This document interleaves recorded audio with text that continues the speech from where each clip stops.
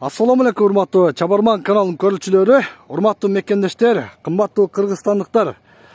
Биз бүгүн Чабарман каналы Баткен районундагы жайгашкан Айгүл тоосуна келип калдык. Сиздерге бул чыгарылышта Айгүл гүлү жөнүндө кенен маалымат беребиз. Сиздерге дарек түшүндүрүп кетейин. Бул Айгүл тоосу Баткен районундан 22 километр алыстыкта жайгашкан. Тактап айтканда Карабулак айыл өкмөтүнүн балансында, Карабулак айыл өкмөтү тарабында ушул Айгүл тоосу жайгашкан. Бул чыгарылышты күзөтүп барыңыздар. Эфирде Максут Маккам уулу сиздерге кенен Айгүл гүлү боюнча маалымат бермекчибиз. Урматтуу көрүүчүлөр, биз биринчи эле ушул куруп койгон барата аркылуу кирип барабыз. Бул жерде эскертүү кылып жазып койгон. Коруктун аймагында гүлдү үзүүгө жана таштаганга катуу тыюу салынат деп эскертип койгон. Бул эскертип кетейин, бул тоону айланасыны курчап ушундай темир тор менен тосуп чыккан. Токой чарбанын балансында турат. Бул жагында атайын унаа токтотуучу жайлары дагы бар. Биз барат аркылуу кирип барабыз. Assalamu alaikum. Билет канча? 50 сомдон. Бул жерде атайын ошол Токой чарба кызматкерлери тарабынан билетке акча төлөнөт. Бул жагын сиздерге көрсөтүп кетейин. Мынакей, урматтуу көрүүчүлөр. Айгүл гүлү Кыргыз Республикасынын кызыл китебине киргизилген, гүлдү үзгөнгө, тебеленге жана таштоого тыюу салынат. Экрандан көрүп турасыздар, бул жака атайын стоимость бааларын жазып койгон. Бизге билет төлөп койгоңуз, ана 2 билет ака. Жазып койгон. Мынакей. Фамилияңды айтып ат. Фамилия Максут Маккам уулу.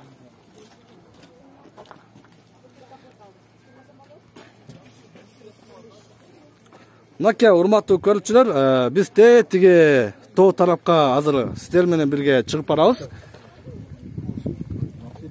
Максут Маккам уулу деп жазасыз. Маккам уулу Максут.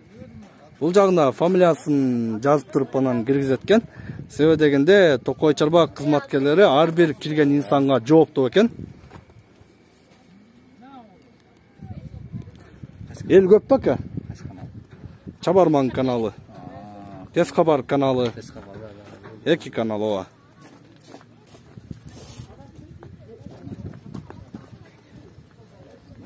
Жакшы. Андай мемелерден берип бар мындай. Чыкканда эскертип ал экен да. Ооба. Бүгүнгө десең, ооба, сөз эскертип айтабыз. Мынакей, урматтуу көрүүчүлөр, биз жогору карай, тоонун боорун карай жөнөдүк. Бул жерде атайын урналарды орнотуп койгон, мусорду таштаганга, тазалыкты сактаган ар бир кыргыздын, ар бир жарандын милдети. Ошон үчүн Айгүл гүлүнү көргөнү келсеңиздер, сөз түрдө тазалыкты сактап бериңиздер деп айтат элек.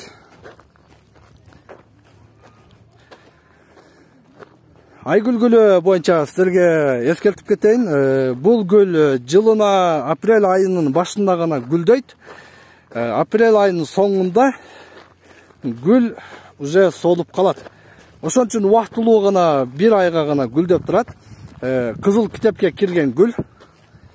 Мынакей, урматтуу көрүүчүлөр. Эс алуу жакшыбы кыздар? Ой, азамат. Бул жакта эс алууга эл көп келишкен. Бүгүн күнгө жекшемби 11 апрель күнү. Дем алыш күнү эс алганга көп адамдар келишет.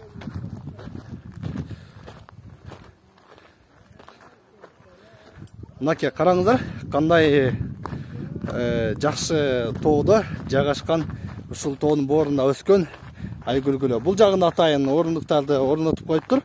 Чарчап талыгып калганда эс алып туруп баса бересиздер. Мынакей, урматтуу көрүүчүлөр, атайын мындай орундуктарды жакшынакай кылып шартты түзүп койгон. Бул тарабында элдер эс алып атышат. айгүл гүлүн көргөнү республика боюнча Кыргызстандын көп аймактарынан элдер келишет. Мынакей, урматтуу көрүүчүлөр. Ар бир ошол орундуктун жанына атайын мусор таштаганга дагы урналарды орнотуп койгон.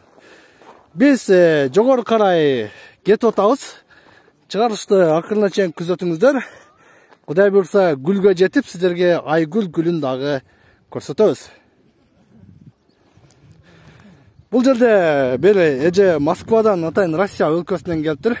Добро пожаловать. Спасибо. Как здесь? Хорошо очень. Хорошо. Да. Цветы как? Красивые наверху, вот там, слева. Много. Да? Да. Спасибо. Приятно. Хорошо. Мынакей, атайын Москва шаарынан келиптир. Эс алып жүрөбүз дейт. Айгүл гүлүн көрдүк. Өзүңүздөр уктуңуздар, жакшы дейт. Мынакей. Биз чыгып баратабыз өйдөн карай.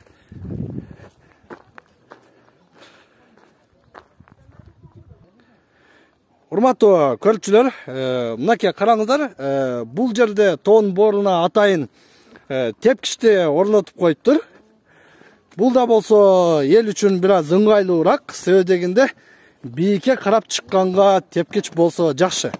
Мынакей, урматтуу көрүүчүлөр, жакшынакай кылып тепкичти орнотуп койгон.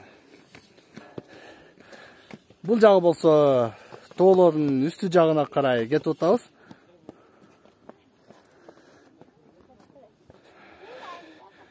Бул жерге дагы атайын орундуктарды орнотуп коюптур.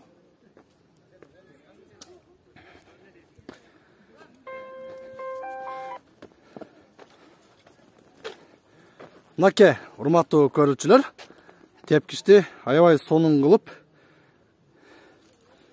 жасап коюптур. Биз тепкич аркылуу өйдөнү карай шашпастан чыгып баратабыз.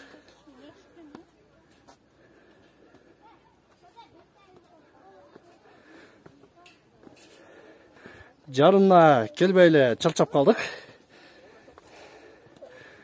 Мынакей, урматтуу көрүүчүлөр, тепкич менен бийикке чейин чыгат окшойбуз. Ассаламу алейкум. Алейкум ассалам. Гүлгө чыктыңыздарбы? Иншалла. Жакшы болуп беке? Алла шүкүр. Дагы бир 2 күн бар го ачылышына. Дагы 1-2 күн бар ба? Көп ачылыш үчүн,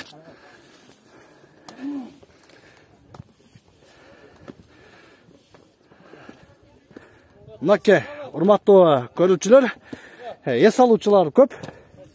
Тезка бар.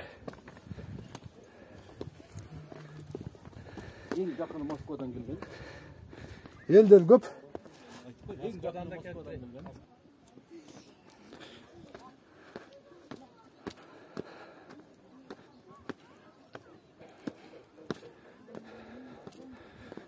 Биз гүлгө жетишибизге аз эле жол калды окшойт. Эрте келгендер гүлдү көрүп, кайра ылдый карай түшүп баратышат. Мынакей, элдер көп. Кандай эже?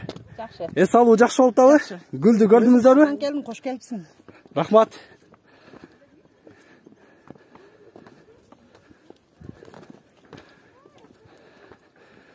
Тетиге жерге чейин чыгат окшойт, тепкич аркылуу.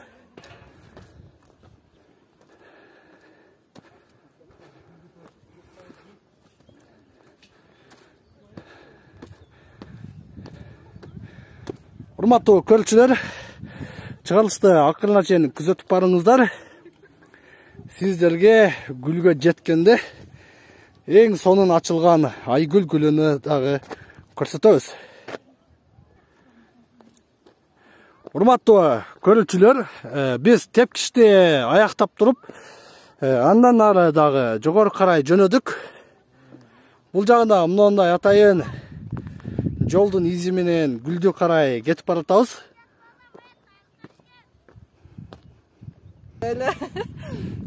Мен жолду карай, өйдө карай кетип атып, алыстан келген конокторду көрүп калдым. Кандайсыңар? Сон. Жакшы келип алдыңарбы? Ооба, жакшы. Кайсы тараптан? Оштун? Ош шаарынан кандай экен гүлдөппү? Ооба, гүлдөптүр. Бирок кичине эртерээк окшойт. Көпчүлүк ачыла эле экен. Бир аз эртерээк. 14-15-теринде жакшы ачылып калса керек, эсли күн чыгып турса деп ойлоп калдык. Бирок жакшы сонун ачылыптыр. Ооба. Бул гүлдүн тарыхын билесиңерби? Кандай эле гүл? Тарыхынбы? Тарыхы ооба окуганбыз, бирок толук точно билем деп айта албайм. Ооба. Кыргызстанга таанымал, дүйнө жүзүнө таанымал гүл деп айтат, Жакшы.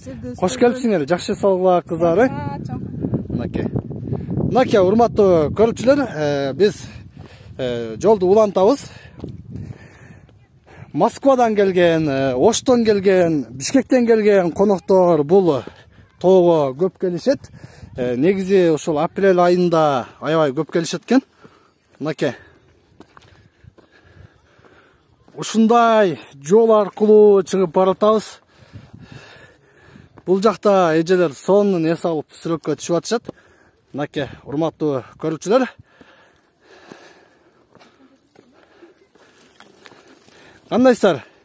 Эс алуу жакшыбы эжекелер? Аябай жакшы. Бул тарабында гүл жакшы ачылып элек го? Ачылып атат. Мынакей, урматтуу көрүүчүлөр. Биз Айгүл гүлүнө жетип келип калдык.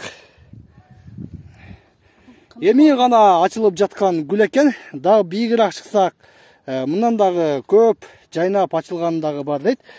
Азыр сиздерге бийиктер жагында көрсөтөбүз. Кеттик анда алга. Эс алуу жакшыбы эже? Жакшы. Кайсы сырыктан келдиңиздер? Кызга. Кызыл Кияданбы? Жакшы. Жакшы салыңыздар. Биз дагы бийигирээк чыгып, сиздерге ачылып, жайнап турган гүлдү көрсөтөйлү. Мынакей, урматтуу көрүүчүлөр, биз жанагы жерден бир аз өйдөлөп туруп, гүлдүн жакшы ачкан жерине келип калдык. Мынакей, урматтуу көрүүчүлөр, Айгүл көлү ааламдагы ханыша, гүлдөрдүн ханышасы мына ушул болот, туугандар.